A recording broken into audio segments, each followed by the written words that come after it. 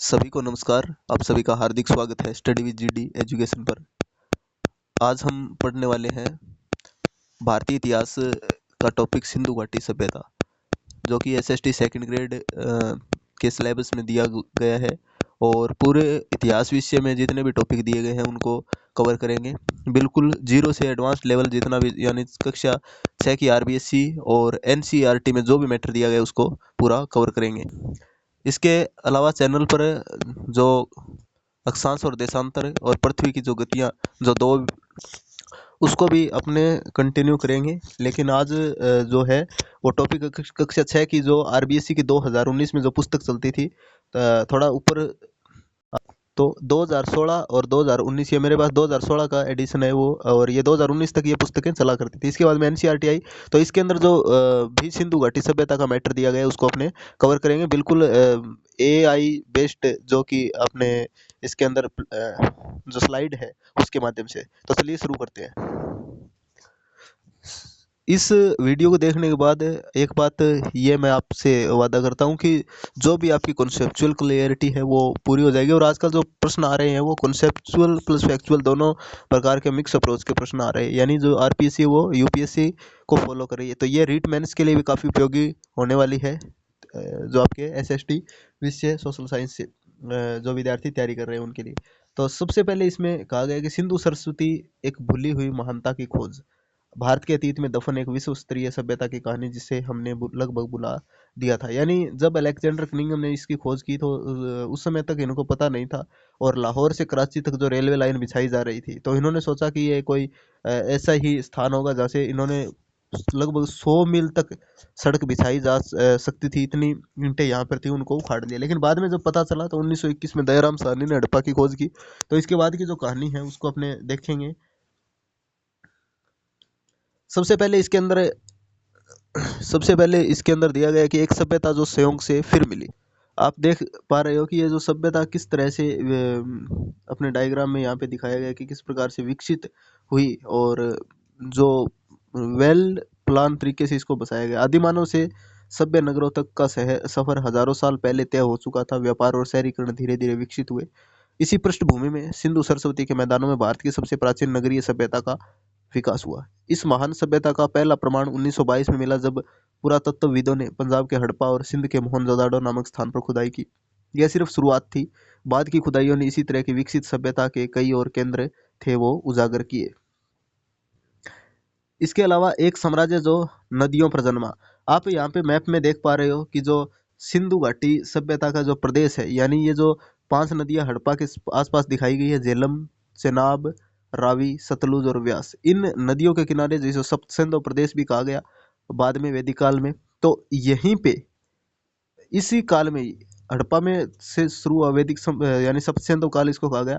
हड़प्पा, मोहनजोदाड़ो, लोथल, कालीबंगा, राखीगढ़ी, ये सभी स्थान विकसित हुए, और एक ऐसी संस्कृति जो विश्व के सामने आई, जो जिसने एक नगरीकरण की एक मिसाल पेश की सभी के सामने, और किस प्रकार से अपने जो साफ सफाई का यहाँ पे ध्यान रखा जाता था वो भी इन्होंने दर्शाया। तो उत्तर पश्चिमी भागों में ये विशेष तौर पर फली फूली, यानी ये सिंधु सरस्वती नदी घाटियों में फली फूली। सरस्वती नदी का भारतीय संस्कृति में एक महत्वपूर्ण और पवित्र स्थान रहा है। वेदों की रचना भी इसी नदी के तट पर हुई मानी जाती है। प्राचीन साहित्य इसे नदी तमा यानी नदियों में श्रेष्ठ कहता है। तो ये काफी प्रश्न इंपॉर्टेंट है। प्राचीन साहित्य क्या कहता है इसको? नदी तमा। सैटेलाइट तस्वीरों से इस नदी के प्राचीन मार्ग का स्पष्ट प्रमाण मिलता है। यानी जो वर्तमान में हनुमानगढ़ जिले की घग्गर नदी है, जो घग्गर नदी है हनुमानगढ़ जिले से होकर बहती है, वहां पे वो सरस्वती नदी का प्रमाण है। और ये सिर्फ कुछ शहरों की कहानी नहीं, बल्कि एक विशाल भौगोलिक क्षेत्र की कहानी, और उसके किनारे पर कालीबंगा सभ्यता है वो भी स्थित है। अपने समय की सबसे बड़ी विश्व शक्ति। सिंधु सरस्वती सभ्यता का विस्तार अविश्वसनीय था। यह सिंध, बलूचिस्तान, पश्चिमी पंजाब, उत्तर प्रदेश, गुजरात और उत्तरी राजस्थान के विशाल भूभाग में फैली हुई थी। यानी सिंधु सरस्वती सभ्यता थी वो कहाँ पे? सिंध बलूचिस्तान का क्षेत्र था, पश्चिमी पंजाब का जो क्षेत्र है, उत्तर प्रदेश, गुजरात और उत्तरी राजस्थान के विशाल भूभाग में फैली हुई थी। प्राचीन मिस्र और प्राचीन मेसोपोटामिया की क्या थी? समकालीन थी। इसका कुल क्षेत्रफल प्राचीन मिस्र और मेसोपोटामिया की सभ्यताओं के संयुक्त क्षेत्रफल से भी ज्यादा था। इसके बाद में आगे भविष्य के लिए बनाए गए शहर, यानी जो नगर निर्माण योजना आप इस चित्र में देख पा रहे हो कि ये जो नगर था वो बहुत अच्छे तरीके से इसको बसाया गया था। हड़प्पा और मोहनजोदड़ो जैसे कुछ नगर थे, उनमें बनावट में अद्भुत समानताएं थी, और ये केंद्रीकृत यानी सेंट्रलाइज्ड प्लान का संकेत है वो देती है। ठीक है, इसके बाद में हर नगर की कहानी। दुर्ग और निचला शहर। शहर को मुख्यतः दो बस्तियों में विभाजित किया गया, जो एक सुविचारित सामाजिक व्यवस्था को दर्शाती है। इसके अंदर दुर्ग जो कि ऊंचाई वाला हिस्सा था, और जिसको क्या किया था, जो पश्चिमी और स्थित था, जिसको क्या था, जो छोटा था लेकिन ऊंचाई पर बसाया गया था। निचला शहर जहाँ पे आमजन रहते थे, और दुर्ग में कौन रहते थे, वरिष्ठ लोग रहते थे, यानी कि पुरोहित, राजा महाराजा वो रहते थे। निचले शहर में जो सामान्य लोग थे वो बस्ती के लोग रहा करते थे। इसके अलावा यहाँ पे सामान्य जन, व्यापारी, शिल्पकार, किसान रहते थे। अनाज उत्पादन और व्यापार का केंद्र था, और ये ऊंचे चबूतरे पर बना था जहाँ शासक वर्ग के परिवार रहते थे। यानी निचले वाले स्थान पर खेती करती थी। आक्रमण और बाढ़ की सुरक्षा के लिए ऊंचाई पर बनाया गया था, और इसको सुरक्षा के दृष्टिकोण से चारों ओर से घेरा गया था। तो ये है नगर नियोजन की बात। ये एक उत्कृष्ट इंजीनियरिंग का प्रमाण है। नगरों को एक ग्रिड प्रणाली पर बनाया गया था। यानी आप देख पा रहे हो जिस प्रकार से यहाँ पे सड़कें हैं वो दिखाई गई है। यानी ये जो चार आप रास्ते देख रहे हो, तो इसको क्या करती थी सड़क, एक दूसरे को पूरे 90 डिग्री के कोण पर काटती थी, और घर थे वो बिल्कुल प्लानिंग से बसाए गए थे। सड़कें एक दूसरे को समकोण पर काटती थी, जिसे शहर आयताकार खंडों में विभाजित हो जाता था। और दुर्ग में सबसे अच्छी इमारतें शायद अन्न भंडार, ग्रेनियर्स या गोदीबाड़ा थी, जो नदी के रास्ते से माल लाने ले जाने के लिए बनी थी। यानी जो दुर्ग में सबसे अच्छी इमारतें थी वो अन्न भंडार या गोदीबाड़ा थी, जो कि नदी से रास्ते से माल ले जाने के लिए बनी होती थी। सार्वजनिक स्वच्छता पर विशेष ध्यान दिया जाता था।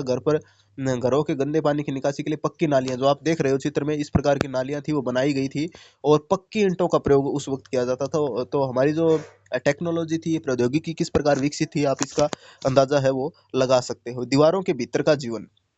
निचले शहर में आम लोगों के घर योजनाबद्ध तरीके से बनाए गए थे। भवन मोटी दीवारों, खिड़कियों और दरवाजों के साथ ईंटों से बने थे। घरों में आंगन, रसोई, स्नान गृह और यहाँ तक कि कुएं भी मिले हैं, जो एक आत्मनिर्भर और व्यवस्थित जीवन शैली का संकेत है देते हैं। यह स्पष्ट है कि घर खुले, बड़े और हवादार थे।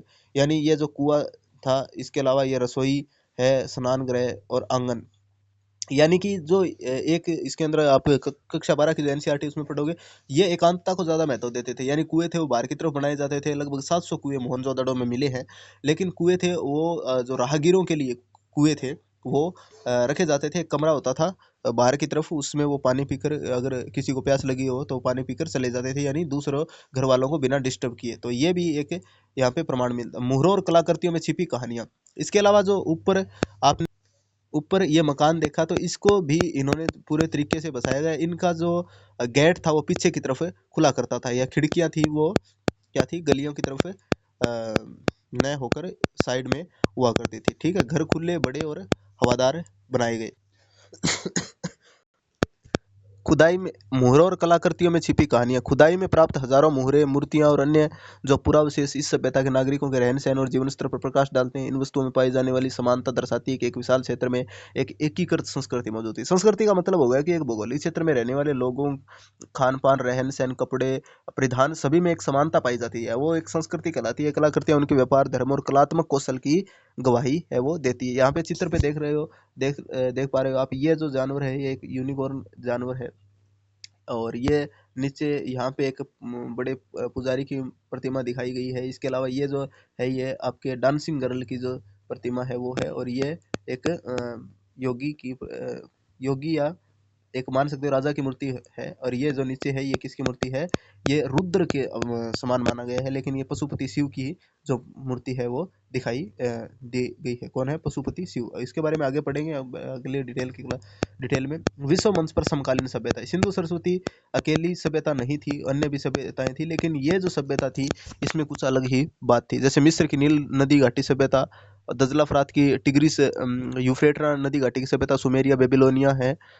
इसके अलावा आपकी असीरिया की जो सभ्यता, चीन हुआंग नदी घाटी सभ्यता। तो ये जो सभ्यताएं थी ये इनके समकालीन जो सभ्यताएं थी वो थी।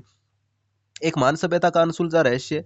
ऐसा माना जाता है कि संस्कृति लगभग 1000 वर्षों तक फली फूली, यानी कि ये लगभग 4500 से 1600 सालों तक रही। लेकिन जो आपका काल है 2600 से 1900 को, वो विकसित हड़प्पा संस्कृति के नाम से जाना जाता है। इतिहासकार और पुरातत्वविद कई संभावनाएं जताते हैं, कोई बड़ी महामारी रही होगी, विनाशकारी प्राकृतिक प्रकोप, नदियों का मार्ग बदलना या भयंकर बाढ़, भूकंप, कुछ भी हो सकता है।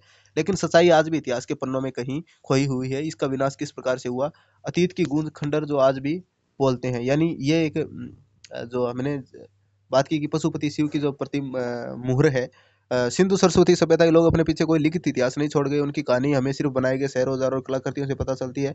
हमें एक उन्नत अतीत की याद दिलाते हैं, जो कई सवाल छोड़ जाते हैं कि उनसे हम क्या सीख सकते हैं। तो ये जो हम सीख सकते हैं, एक साफ सफाई का ध्यान रखते थे, ठीक है। और वहाँ के लोग थे जो अपने सड़कें थे वो नगर नियोजन का हमारे सामने एक उत्कृष्ट प्रमाण है, वो मिलता है। धार्मिक व्यवस्था में जो हम आज तक इसको फॉलो कर रहे हैं, धर्म में जैसे शिवलिंग की पूजा की जाती थी, प्रजनक शक्तियों की पूजा की जाती थी, पेड़ पौधों की पूजा मिली है, मातृभूमि जो देवी के गर्भ से एक पौधा निकलता हुआ दिखाया गया था, उर्वरता की देवी की पूजा की जाती थी, पशुपति शिव की पूजा जो चलती आ रही है। तो इस प्रकार से जानवरों की पूजा है, पेड़ पौधों की पूजा है, प्राकृतिक शक्तियों की पूजा, तो हम आज उससे सीख सकते हैं, ठीक है।